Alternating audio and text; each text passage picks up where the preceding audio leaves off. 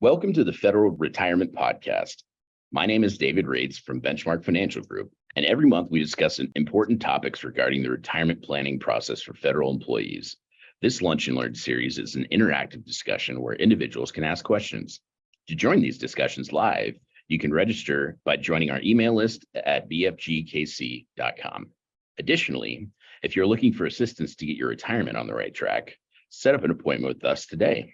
You can schedule an appointment online by visiting our website, bfgkc.com, or email me directly at david.rates@bfgkc.com. The contact information is also listed in the description. By setting up a complimentary consultation, we can review your financial situation and develop a plan to meet your financial goals. We hope you enjoy this topic and hope to connect with you soon. Welcome to Benchmark's webinar. I'm Patty Riley. I assist Gary and David Rates. Today, our topic is, can I retire now? Show me how. We do welcome questions. Feel free to type them in the chat box or unmute and ask. I will now turn it over to Gary. Thanks, Patty. I'm Gary Rates, founder of Benchmark Financial Group, and I'm here with David Rates, who's president of Benchmark Financial Group. Benchmark Financial specializes in working with federal employees on their retirement planning. And so today we're going to talk about can I retire now? We hear this question almost daily. And so it's going to be a great presentation. I'm glad you're joining us. If you have questions, ask. David, I'm turning it over to you. Well, thanks for tuning in this month's Zoom call, everyone. And like Dad and Patty were mentioning, right now is kind of the time of year where people are really kicking around the idea of maybe potentially retiring. And I'm sure over the years you've heard some folks say that they retire from the federal government and they're making just as much money or maybe even more as a retiree than they were when they were working full time. Well, that begs the question of, that sounds fantastic, but how do you do that? How is that done? So the idea with the call for this month is just to touch on some of the main bullet points on how you'd hypothetically get there. So like we said, topic for the month is, can I retire? Show me how. All righty, this slide's on every piece of marketing that we do. In a nutshell, we are securities licensed, so we have to have a disclaimer on pretty much everything that we do in terms of marketing, which in a nutshell is just saying that we're trying to be as accurate as possible with the information that we're presenting to you guys, but not necessarily making any guarantees on anything. So, but we should be, we never speak in guarantees in our world, but should be pretty darn accurate with the information that we're presenting to you. So like everyone was saying earlier, if you feel like chiming in with a question, don't hesitate to ask, because it's always good to get a dialogue going. So, all righty. So the first main pillar of your overall retirement benefits from the federal government, first main one would be first pension. TSP is the second, and Social Security is the third. So first pension, you got to remember, your first pension is going to be a source of lifetime monthly income, which is a valuable asset in today's world, because even states are doing away with pensions for a lot of state employees, and the private sector. Retirement benefits been pretty much whittled down to, like, you might get a 3% 401k match, and that's about the bulk of your retirement benefits. And they'll give you like 5 pages of mutual fund options to choose from. Say dig in, don't mess it up. So that can be a little frustrating for folks. But one thing you have to remember about the first pension is Uncle Sam keeps cutting those payments to you on a monthly basis, independent of market variability and volatility. So with the pension piece of things, it's pretty mechanized, but there are a lot of benefits to you. You don't have to worry about, what percentage withdrawal rate you're taking out. If you're taking withdrawals during a year like we had in 2022, when the market bottomed out at 20 to 30% down, based off of where you're invested. So that first pension is a big piece of the pie, but there's a few caveats or decisions that you need to make about the first pension leading into the retirement process. So some of the main variables that they use to calculate that pension payment for you guys, obviously age, years of service. So you always wanted to take into consideration what your plan is for a surviving spouse benefit. And one of the other nice things about the federal pensions is that they have cost of living increases built into them. So it's not a static pension. Going back to in the private sector, oftentimes if people have a pension benefit, they got to wait till 65 to turn it on. And that's a fixed static payment throughout the life of them being a recipient of those pension dollars. But with Uncle Sam's first pension, last year, the cost of living increases are about 7-8% in the last 2 years. Now, granted, that wasn't necessarily a windfall of cash because the increase in the cost of living was directly tied to us being in a inflationary environment that's about as high as it's been in 40 years. So, like I was saying, it's not like you hit the lotto with the cost of living, but that's due to the fact that we're hoping a gallon of milk isn't going to cost $20. So one of the main variables, if you're married though, that you have to take into consideration is you have this gross first pension, but you have three options at the end of the day. You can leave no surviving spouse benefit. And sometimes if we're working with a married couple and they're both federal employees and they both have pensions based off of their individual service history, then they'll opt to go with no survivor benefit on their pensions because they both have the benefit of having a first pension. So that's a little bit of a unique scenario, but mainly the two main options that people are weighing are, do I want to go with a partial survivor benefit, which is in a nutshell, 25% of your gross first pension, or do I want to go with the automatic option, which is the maximum survivor benefit, which is 50% of your gross first pension? So I know it's a little confusing, but in Uncle Sam's lingo, maximum surviving spouse benefit equals half your pension, partial equals a quarter of your pension. And you pay a premium to leave a surviving spouse benefit. So if you go with the partial option, you're gonna pay 5% of your gross pension amount to leave that 25% SSB to your surviving spouse. If you go with the max, which is 50%, they're gonna charge you 10% of your gross pension amount to leave that 50% surviving spouse benefit. So it's almost like a monthly insurance premium, but you don't necessarily write a check to OPM. They just take it out of the back end of your pension calculation. But this is definitely one where you want to do a little due diligence on the front end and be comfortable with the decision that you made at the point of filling out retirement paperwork. You don't want to get to the finish line and be trying to weigh the pros and cons at 0 hour of which option to go with. So there's a lot of planning that goes into, I always say, in a general sense, everybody has the same benefits. It's just their life situations are all different. So the application of those benefits is unique to everybody's individual situation that they're living in. So what the option that might be best for somebody that you work next to might not necessarily be the option that's best for your scenario. So always something to take into consideration with the first pension and especially the surviving spouse benefits. So all right, the next page is just a snapshot of minimum retirement age.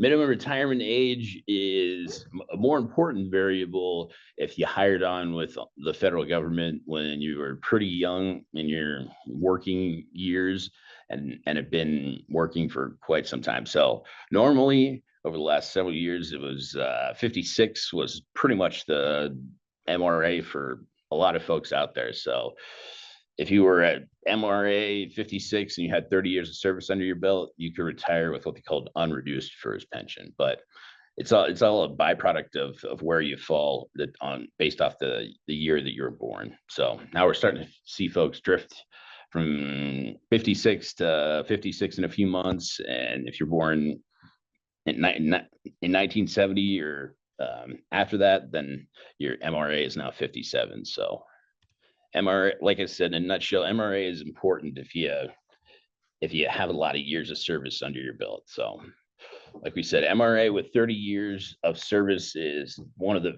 first major milestones if you want to take what they call an unreduced first pension. So I know this one's a little confusing because there's a difference between an unreduced first pension and a full unreduced first pension. Unreduced is just you retiring at one of the milestones of age and years of service, where you're not in an early retirement situation where they reduce your pension benefit in some way, shape, or form. So those first three general main milestones, like I said a second ago, MRA in 30, age 62 with at least 20 years of service, or age 60 with at least 20 years of service, or age 62 with at least 5 years of service. If you hit one of those three, your calculation factor on that first pension is 1% times high 3 times years of service. On the flip side, if you go with what they call the full unreduced first pension, if you're retired age 62 with 20 or more years of service, that pension calculation goes up by 10%. So if you're retired at 62 and you have like 22 years of service, for instance, your pension calculation will be 1.1 times high 3 times years of service. So sometimes people are weighing the pros and cons of, do I want to go out at 60, or do I want to wait until 62 to get that extra 10% increase in my pension benefit? And that one just kind of depends on, how burnt out you are with your working situation, or if things are great and you love what you're doing and you don't have any issues with what's going on, then a lot of times people will try and stick around until age 62 to get that extra 10% pay bump. So definitely something to take into consideration in terms of the timing of when you would hypothetically want to retire. In addition to the benefit amount, in terms of when you want to retire to maximize that first pension, like you're saying, you always have to remember that if you're married, you got to take into consideration their surviving spouse benefit. So we're repeating a little bit from the conversation a few slides back, but in a nutshell, your maximum surviving spouse benefit option on the first pension is 50% of that gross pension amount. You pay 10% to leave 50% of that to your surviving spouse. Partial is 25, and you pay 5%. But it's important to remember that each time you get a cost of living increase, your pension benefit's going up, but the surviving spouse benefit amount is also going up. Unfortunately, at the same time, the cost is also going up because it's all a percentage of that gross pension. So, but one of the most important things to remember about this slide is that red box that's highlighted at the bottom. In order to leave FEH, or the federal employee health benefit, for a spouse, if they're the survivor, you got to choose one of the two surviving spouse options. So if you went with a life only pension option, and you were married and you passed away as the retired federal employee, that pension income would be gone, and your spouse wouldn't have the option to continue with the federal employee health benefit anymore, which is a major deal because Uncle Sam pays about 70% of the total cost of FEHB. So taking that in consideration, if you can leave FEHB, or you can have FEHB throughout your lifetime and your surviving spouse's lifetime, and know that Uncle Sam is going to subsidize the lion's share of the premium, it's a very big piece of the pie and a very valuable retirement benefit that you have built into the overall FERS benefit package. But it's something to keep in the back of your mind. All righty, so moving on.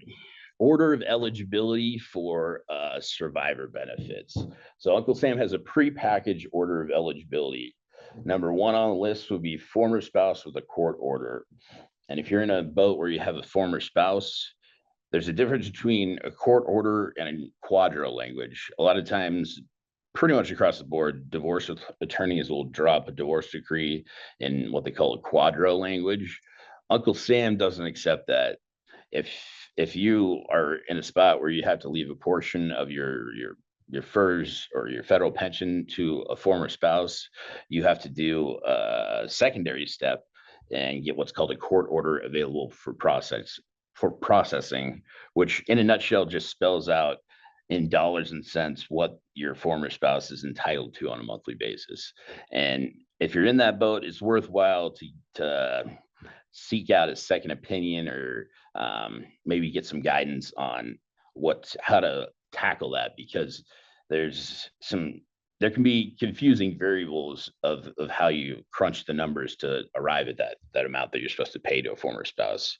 Like if you had a 30-year career and you were married to that spouse for half of it, but the other half of your career you weren't married, then you got to dig into the weeds and crunch the numbers based off the fact that that former spouse is only entitled to the pension that you earned up to the point where the marriage dissolved, not necessarily all the years after the marriage that are also built into your pension. So, like I said, over the years, we've had clients in this boat, and if you just have to know the cards that you're working with, and you have to know the lingo and the right questions to ask, and it makes it a heck of a lot easier to navigate the waters as opposed to flying blind. The second in the line of order eligibility is obviously a current spouse. And then the last two, which are insurable interest in minor children, they're pretty rare. I don't think we've ever dealt with anybody that was in an insurable interest scenario, just because insurable interest would be like if you wanted to leave your first pension to one of your kids, but based off the difference between the age of your child and your age 62, there's a reduction for the age difference between those two numbers. So it's pretty much non-existent, or very, very rare for people to leave insurable interest survivor benefits, just because the net effect would be your pension would be whittled down to a number that would be probably lower than you'd want it to be for the privilege of leaving it to an insurable interest. And you have to prove that you're not terminally ill either. So that's another caveat of insurable interest. So, all righty. So in addition to the FERS pension, if you're in the zone where you're eligible to retire at MRA or age 60, it's always a little frustrating because you have the years of service to in with the federal government to retire on an unreduced retirement, but you're not eligible to turn on Social Security yet. So if you're in that zone where you're MRA with 30 or 60 with 20, Uncle Sam pays you this bridge payment, which mirrors Social Security. It's just not paid by Social Security. It's paid by OPM from the point you retire until age 62. So the calculation for that is your age 62 Social Security benefit amount times your years of FERS service divided by 40. So in a nutshell, that just means that the more years of FERS service that you have, the closer that supplemental payment is going to be to your age 62 Social Security benefit. Unfortunately, if you got like military time that you bought back, they don't count that in the FERS the supplement calculation. So not ideal if you're in that boat, but at the same time, it's also a nice benefit to bridge the gap until you're eligible to turn on Social Security at age 62. It's just, and we'll get to this here in a second, you can't go out and if you're getting that FERS supplement, you got to be particular about how much money you're making, because they don't let you double dip in a nutshell. So the key bullet points here: supplements paid by OPM till age 62, like we were talking about a second ago, but it's also subject to an earnings test, which is just, it mirrors Social Security's earnings test. So for 2023, in terms of earned income or like W-2 salary income, you can go out and make this year $21,240 annually, or $1,770 extra dollars a month, and not have to worry about Uncle Sam and OPM reducing your supplemental benefit because you made too much money. So if you're in that first special group, you've got some unique caveats, but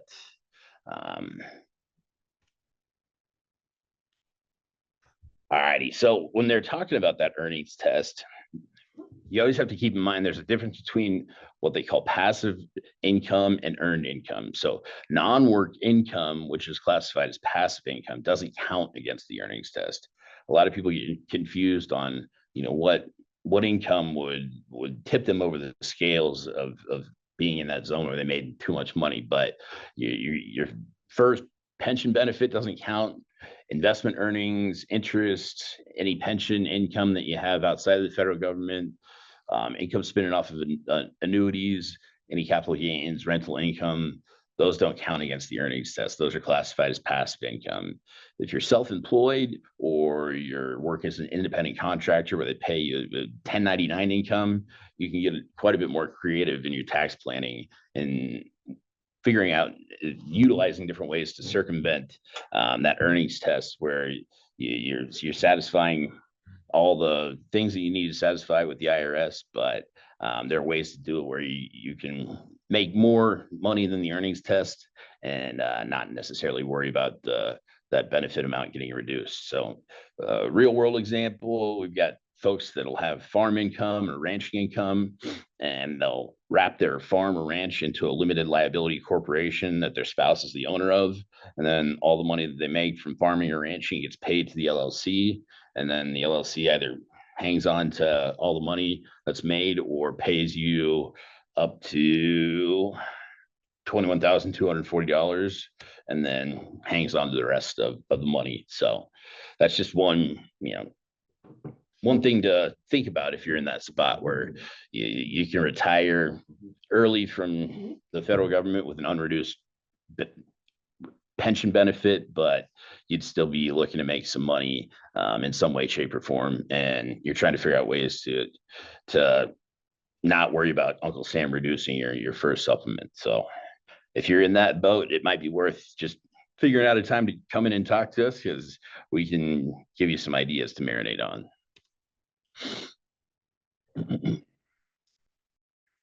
All righty.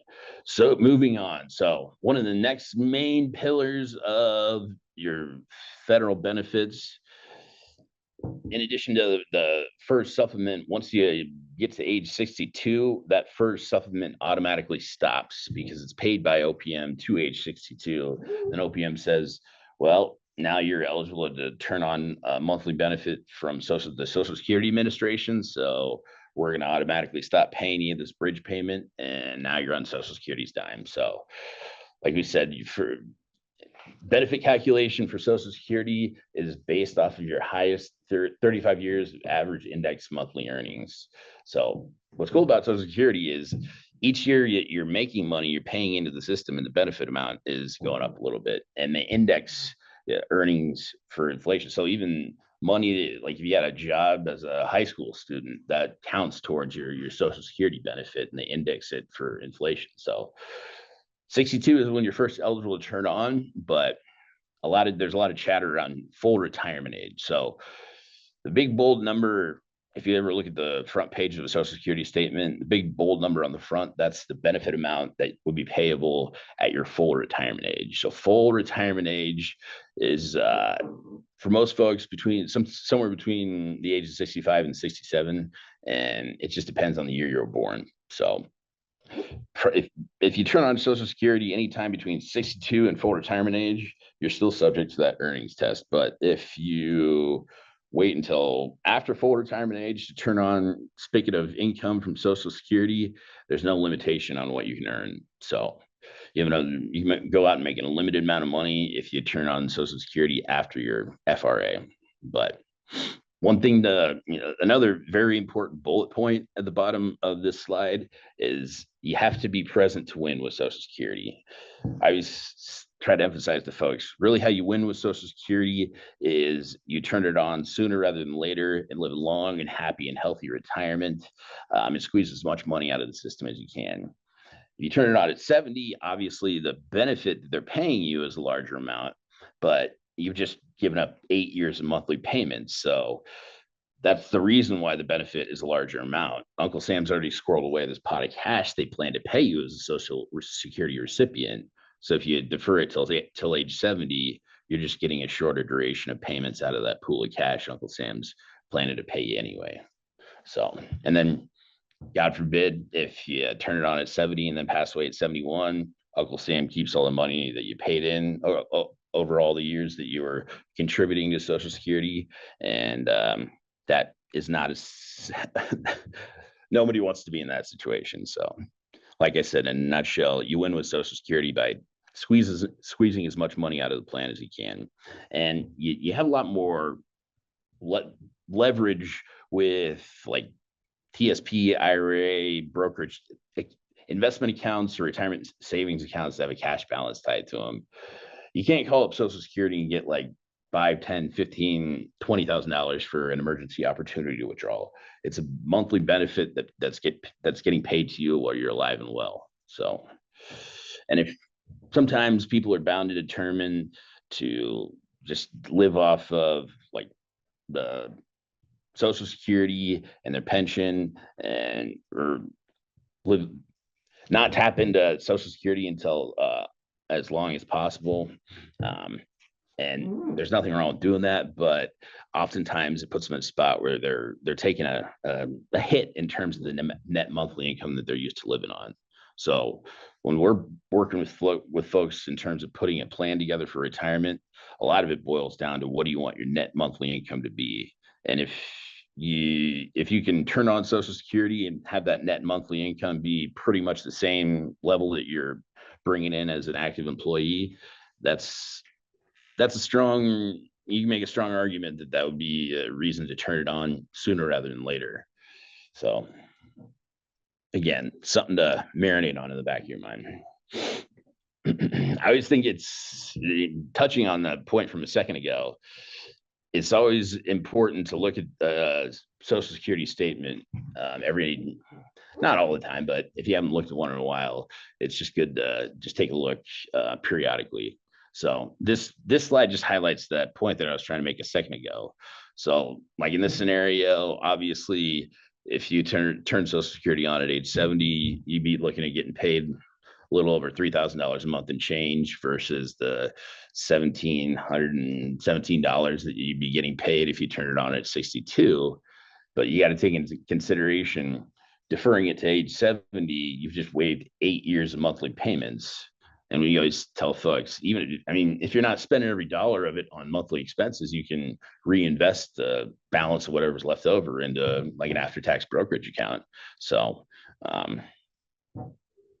like we said, in a nutshell, the age 70 benefit is a higher number because you're getting a shorter duration of payments out of that pool of cash Uncle Sam has set aside to pay you.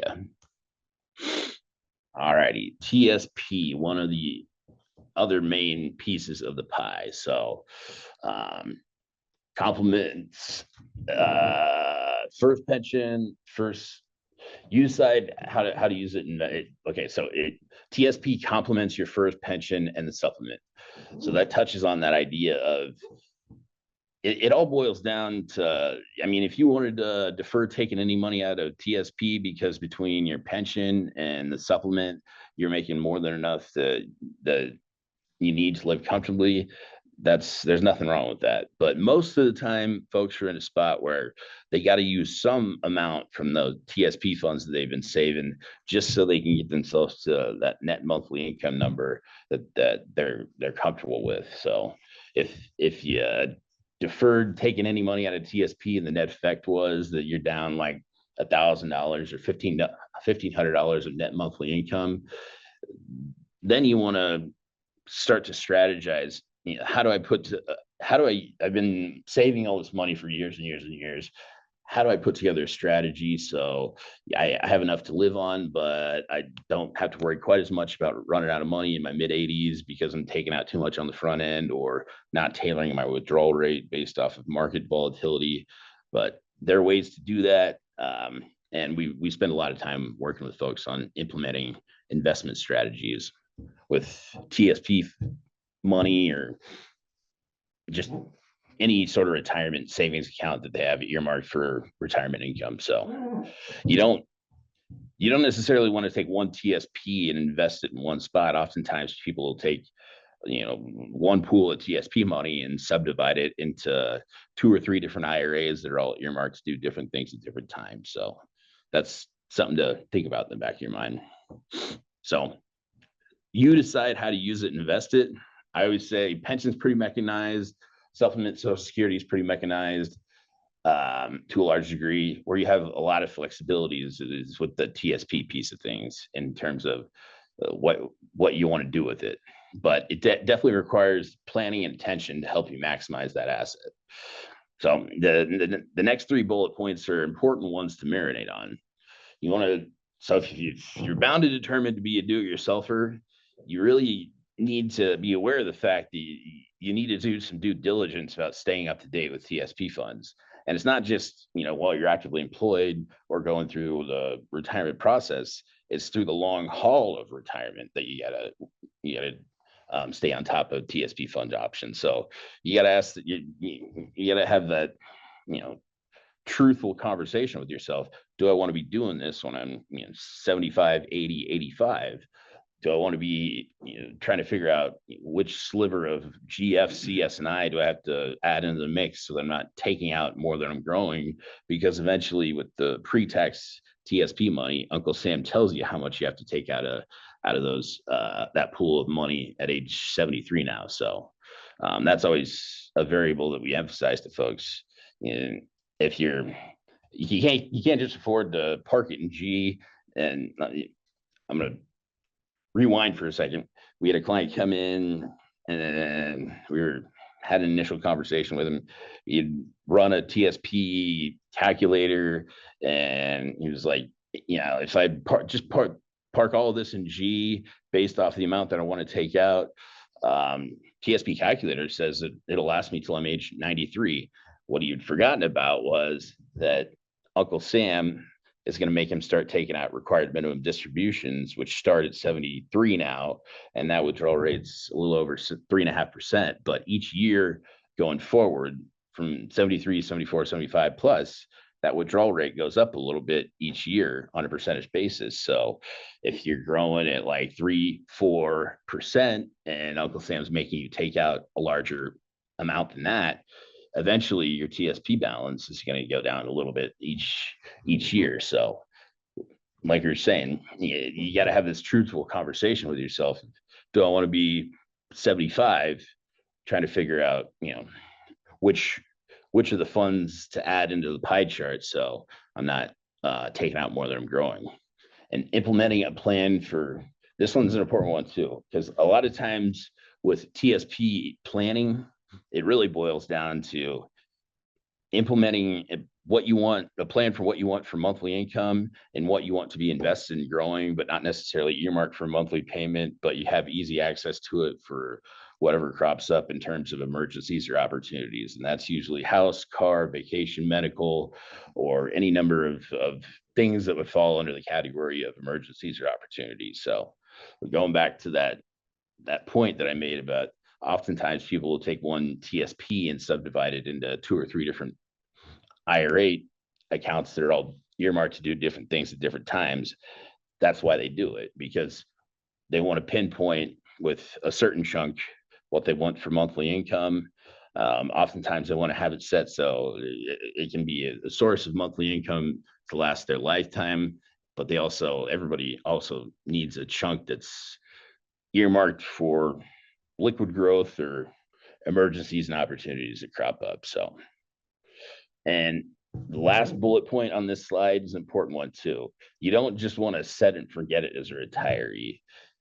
If you just set it and forget it, you might wind up in a spot that you don't want to be in. So you got to remember the market is a fluid thing. So sometimes it's more advantageous to be invested in certain sectors and certain funds, but going forward from one year to the next, it's constantly changing. So other times it's advantageous. Like F fund is not a bad fund.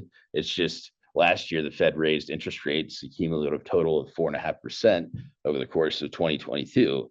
Each time they bumped interest rates a quarter of a percentage point, that caused your share price of your shares in F to go down in value, which traditionally F was a safe fund, but just things like that. It's not like F is bad fund. It's just a byproduct of the times that we're in. So like I said, it's always a fluid thing. And you always want to keep that in the back of your mind. This one is just a little refresher on your options for, how you get money out of TSP. So when we're talking about a lump sum payment, that'd be like you putting money in your checking account, which oftentimes people don't want to do unless they have a major purchase that they absolutely need to make. Because if you took a lump sum out and put it in your pocket, that's going to be whatever that balance is going to be taxable income to you. And Uncle Sam was going to shave 20% off the top for federal taxes if it's distributed from TSP. So sometimes that happens, but it's usually fairly rare scenario just because people don't want to get buzzsawed in federal, state, and early withdrawal penalties if they don't have to. And if you do it the right way, you don't have to worry about the extra 10% early withdrawal penalty. So it's just knowing how to do it. So option number one is that lump sum where you just essentially put it in your checking account. Option two, a lot of times people will roll all or a portion of TSP money to outside traditional IRAs or Roth IRAs, just because they have a lot more investment options to work with, a lot more flexibility. And the clients that we have, they see a lot of value in having somebody that can be a resource of information and help them not only get to the point of retirement and past retirement, but in the years post-retirement. So it's an ongoing relationship with the folks that we work with. So that tends to be a valuable thing for the people that are clients as far as that are federal retirees. The third bullet point, you can set a fixed monthly payment to come out of TSP. And sometimes people do that.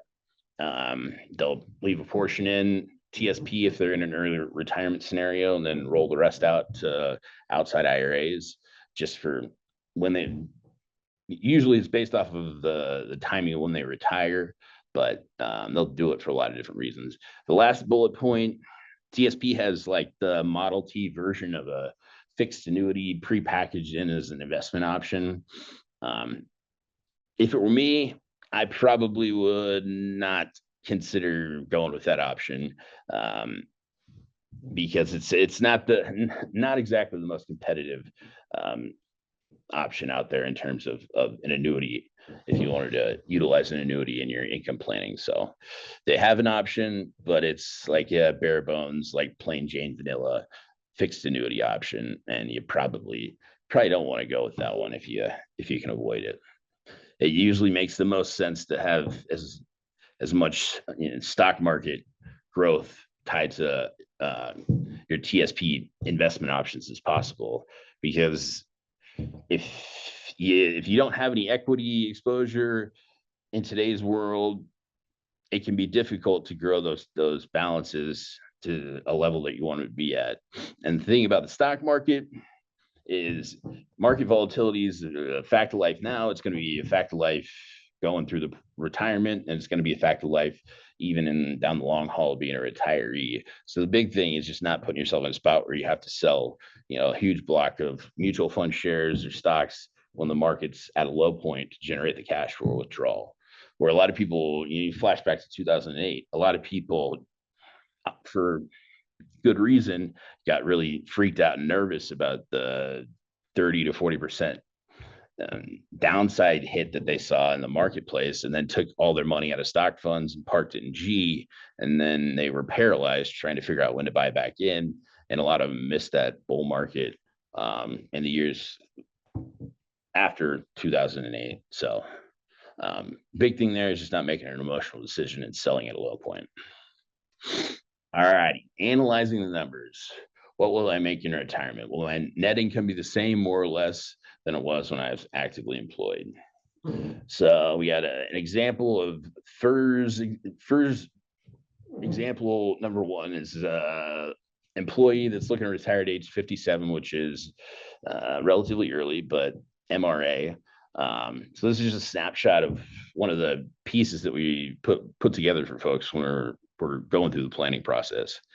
So in a nutshell, this employee had gross current income of just shy of $11,000 a month, but there was also about $5,700 a month in change coming out when you add up all of the current deductions that they're taking out of your paycheck, which is easy to forget about, but there's a lot of them that you're paying for as an active employee.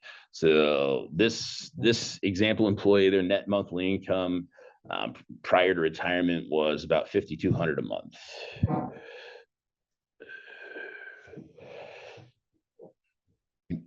So in terms of breaking down each piece of the pie, so for example, employee number one went with a partial surviving spouse option. So their net take home in terms of the pension piece was $3,228 a month.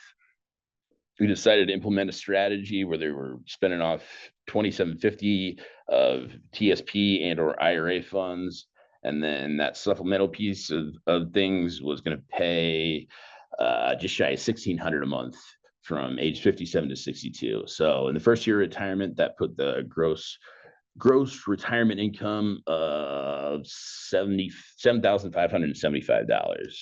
So how does that look, relative when we're talking about, you got a lot of deductions you pay for as an active employee that go away at the point of being a retiree. So a lot of times people are freaked out because, well, they're working, like in this situation, their gross income number was almost $11,000 a month.